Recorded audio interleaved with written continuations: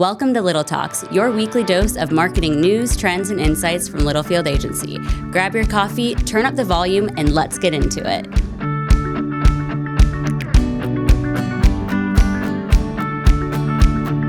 Welcome back to another edition of Little Talks with Littlefield Agency. I'm Sam Littlefield. With me is... I think Roop, but Claudia turned the monitor off, so I can't see myself anymore. Yeah, well, I got news for you. It is you. We have Claudia. We have two special guests in the back of the room today. You're going to see it on Lo-Fi Content. We have Kira and we have Leslie. Welcome to the studio. Kira is going to be with us here. Actually, I'll let you explain Kira's role here over the next 6 weeks. Kira is a content intern. Awesome. And Claudia's excited about that. Yeah. So she'll be with us doing some podcast production, Awesome. some other video production, learning about content creation, distribution, et cetera, et cetera, et cetera. How do you guys know each other? Kira is dating my son, Jack. Ah, okay. So you deal with Papa Roop in and out. Yep, for sure. She had a high school project that's why I first saw it. I was like, oh, she could be good at this. Is that the video thing you showed me? That was cool. Yeah. That was a high school project. Kid Cudi, man. I love it. Love it. And I wish we could afford Kid Cudi for us. Anyhow, she was I thought it was cut really well, and she had a good eye for editing. And it's like, you should pursue this. And now she's here trying to pursue it. Awesome. Love it. Welcome. And we have Leslie. Leslie's in the room. She is day 2. I told a couple of people this morning, they're like, how's your first day? I was like, well, she was stuck with me for 4 hours. That's a tough first day. I saw her in the presentation room with the door closed, and you, like, hour 2, she'd barely been here. I was like, oh my God. Poor Leslie. Yeah. Leslie is our business development manager here at the agency, has amazing, almost a decade of experience in the B2B world, coming from kind of the, what it called, publishing side? Is that what we call it? Yeah, perfect. Yes. She's not, okay, good. Got that down. But really, really excited to have her as we focus on growth for the agency here in 2026. Yep. If you're tuning in for the first time this year, Happy New Year from Roop and Sam and Claude and Leslie. Do you go by Les or do you guys say Leslie? Does anyone call you Leslie? We'll come up with a good nickname. And Kira. And it's really nice having people in this room because there's like no one at the agency this week. Why is that, Sam? The flu, what else, Claude? I thought it was just the flu. Respiratory, COVID. Or it's some unnamed virus. Unnamed that's virus. not It's treated. named. Chris tested positive for COVID. He told Well, me. Oh. okay. It's named. So they all have COVID, basically. Yes. I wasn't going to share that, but It go was ahead. like, I don't know what it's called. The nice thing is Chris doesn't. So for those that listened in last week, Chris was supposed to be here. He is recovering. We're hoping he's back at the agency tomorrow. It's a sad week. I didn't see Kenny for the first week of the year until Monday. And then literally she came in yesterday and she came to me at 2 and she's like, hey, I think I overdid it. I got to go home. And I was like, yeah, man, we got to get everyone well. And where's everyone's favorite gal? Chelsea Clement. She's as Taylor Swift would say, down bad. Yeah, I was going to say it's pretty bad. She is down bad. She has the flu. I talked to her on the phone yesterday. Have you talked to her? No. Oh, God. No offense, Chelsea, but Rough. the voice that you listen in on the intro, Yeah. not the voice I heard on the It's phone. really doctored up, too. We do a lot to improve that. It is. Chelsea. She's down bad and just kicking her while she's down, man. Good Lordy. So you're going to get Chris next week. We did kick off this second Monday of the new year. We had a big group in Perry, Oklahoma. Mm-hmm. Now, here's the thing. When we go to a client meeting, get over there, drive time varies by client or flight time for that matter. Mm-hmm. And then get there, 2-3 hour meeting, have lunch, and then usually head out. And Brock wanted to meet Leslie yesterday. And he texted me like 2:30. He's like, hey, man, we're still going really strong in Perry. We will see you tomorrow. Anywho, they didn't leave Perry until after 4. Oh, my God. And they left Littlefield Agency at 8 a.m. yesterday, which means they got to Perry just a little before 9:30. So a nice little 7-hour day, which is awesome. It's good. Friends at Ditch Witch. Our friends at Ditch Witch. Always love being over in Perry, America, and a good way to kick off the year. So with all of that being said, we have one switched up topic for you today. And the topic name is The Stuff. No, it's not the stuff. It says The Stuff. The red on the script is Good the God, topic. buddy. Oh, my God. Everyone hates AI. It's been a while, hasn't it? I don't know. Yeah, so today's topic is everyone hates AI, but specifically we're going to talk about... Do they? Yeah, they do. They hate a certain type of AI, and it's called AI slop. Stuff or slop? Slop. S-L-O-P. And I believe, I could be wrong, I think this was Webster Dictionary's word or phrase of the year last year. Really? Yeah. Oh, yeah. You know what? Actually, you are right. Probably. Someone's going to Google and tell me I'm wrong. I think No, I'm you're right. right.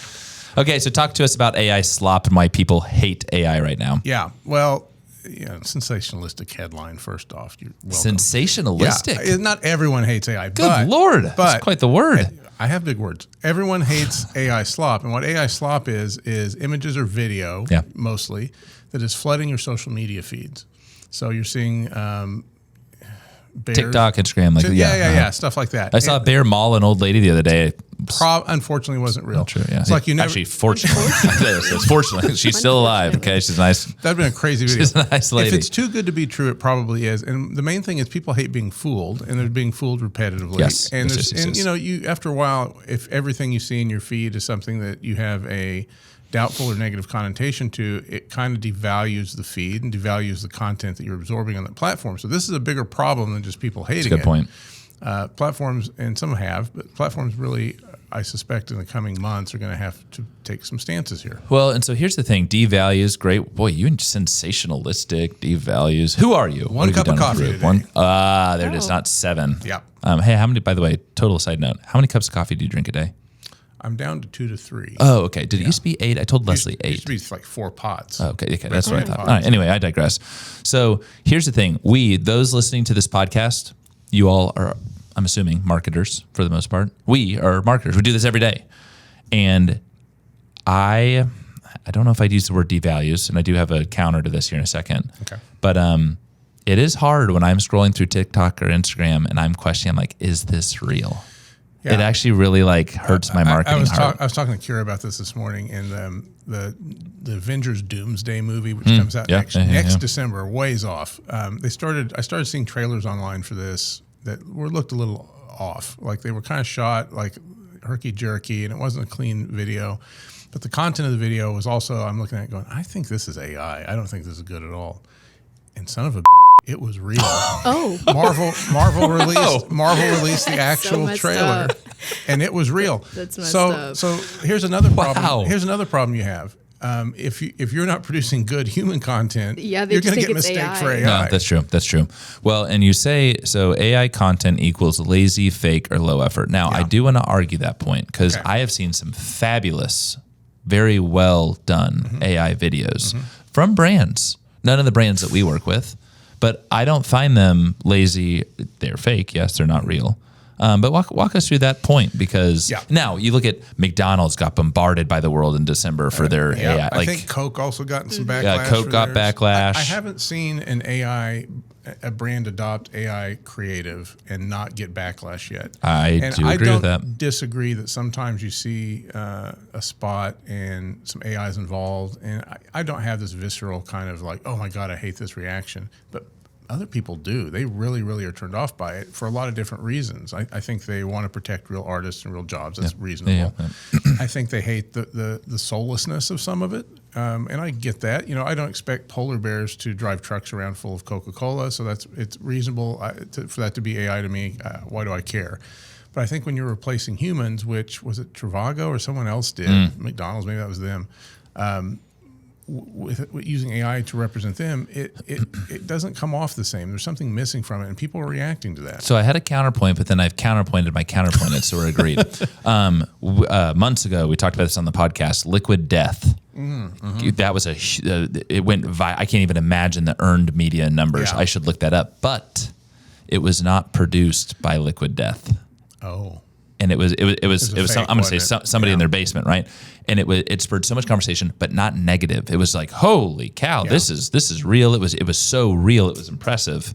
And so people were blown away, but they weren't angry at Liquid Death. But Liquid Death has always taken a radical stance on marketing. Yeah. So is it brand by brand, or is it possibly? But I cannot flip through even. I think the problem is that the common man has access to tools that used to be restricted to people like us. That's true. At a very affordable way. At a very affordable way. Free and for the most part. I think if you hand a pencil to most people, they couldn't draw a stick figure. So if you think about folks now with this tool set where they can really kind of use their, air quotes, imaginations to create content, and everyone's just flooding it, that's where you get the AI slop. You've got a lot of junk and trash out there. I think in time, real artists and folks that leverage different tools to create their art or whatever, may leverage AI in a way that it's not quite as gross. Yeah. But right now, everyone's got this shiny new thing. Everyone's cranking something out. Everyone wants to see, an alligator dancing with Tom Hanks or something. I don't know. But and you can do that. It's pretty easy to do. But it looks terrible, and people are sick of it. And one of the things that we joined social media for in the beginning, anyhow, was to make connections with people. Yeah. And this is something that kind of gets in the way of that connection with people. So if you're a brand and you're using it, prepare for the backlash, because it's pretty real for most of us, and you're kind of further distancing yourself from your audience. So, okay, those are great points. As we think about AI slop, and let's be honest, right? We are using AI enhancements and tools here at the agency for our clients for experimentation purposes. Yeah. So let's talk that line. We've talked about this before. Our AI usage is very different than I think the creative side. And I know Brandon has showed us some things for fun, not for clients, but just like how the limits of this technology or limitless. Limitless? I don't know. I mean, there's definitely, that words aren't as great as yours today. There are things you can do with it that are not going to produce AI slop in the creative field. I think Brandon toys with that here and there. I think if you're using it for storyboarding or you're using it for a concept pitch but not a final execution, that's reasonable. Yeah. I mean, you're just putting together an idea there, right? And it's good for ideation.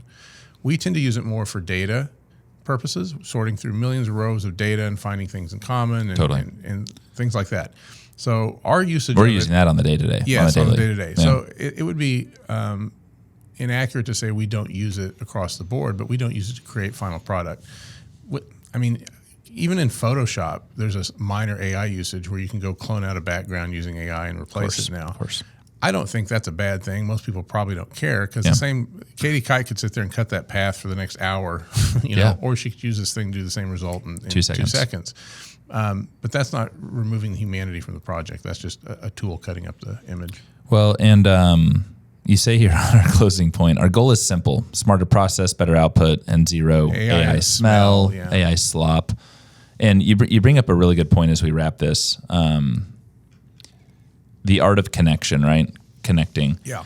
And AI in the last, I'm going to call it 24 months. It's been 2 years, but a bit more than that. But like where the average Joe really has taken an interest in this, right? Yeah. And you look at a commercial like Liquid Death or Coca-Cola or McDonald's, and sure, some people it's pissed some people off. It's scared some people. People get, why are they angry? They're scared, right? It's a reaction out of fear. But the art of connecting, to your earlier point, and the art of why are we in this business? Why do our clients hire us? It is to create compelling advertising that drives conversions. Yeah. Okay. AI tools are going to help us. It saves time. That's great. But and I'm thinking not just video shops and creative shops. We do video, we do creative. We're a full service agency. But for brands out there that have in-house marketing departments, for agencies, for the person in their basement that's having a good time, at the end of the day, the message has to resonate. And you have to emotionally relate, and that's where brands win. Yes, it always has from the first day of advertising to here we are in 2026. That is where brands win, and you got to do it well, and you got to do. It's different, right? Mm-hmm. We've talked about no-click. It's a whole different way, but at some point they're going to have that brand interaction, and they got to feel something in order to convert. Yeah, people relate to people, and I think whether you're doing storytelling through a campaign or storytelling through inbound content. Whatever content you're creating to try and connect with someone needs to have that human element. Yeah, we've way before AI was around. That was kind of our mantra, right? It's absolutely, like the human connection first, and you pull them in. 100%. So you're going to have comments and thoughts on AI slop, and different takes on brands using AI, but ultimately they have to relate to you. Yeah, and hopefully you go buy their stuff. Yeah, and if you don't, they're going to buy someone else's. By the way, if anyone has examples of AI advertising past the ones we comment, or ones you suspect were AI, send them over to us. We'd like to see them. Yeah, I would. I'm totally here for that. I know Brandon would love that. We would those because we are such judgmental people. Well, yeah, maybe that's right. No, this is great, Roop. So next week, if there is no COVID, no flu, we have to stay well, bro. Yeah, I'm taking emergency. Are you? Yeah. I think I need to take. Yeah, I think I should probably do that too. I need to up my water intake too. So if Roop and Sam, Chris is going to be good. He's on the mend. I'm assuming we'll see him in the agency tomorrow. But next week, hopefully without further ado, Chris Kizer, media recap, Magnet Media, Miami. Be here or Be square. boom. I think Nailed it. this is- Awesome. Okay, to our listeners, thank you as always. We hope you enjoy this episode. We will see you next week and have a great rest of your week. Adios. Bye-bye. And that's a wrap. We hope you found a spark of inspiration for your marketing strategy. Don't forget to subscribe and follow us at Littlefield Agency to keep the conversation going. Catch you next time.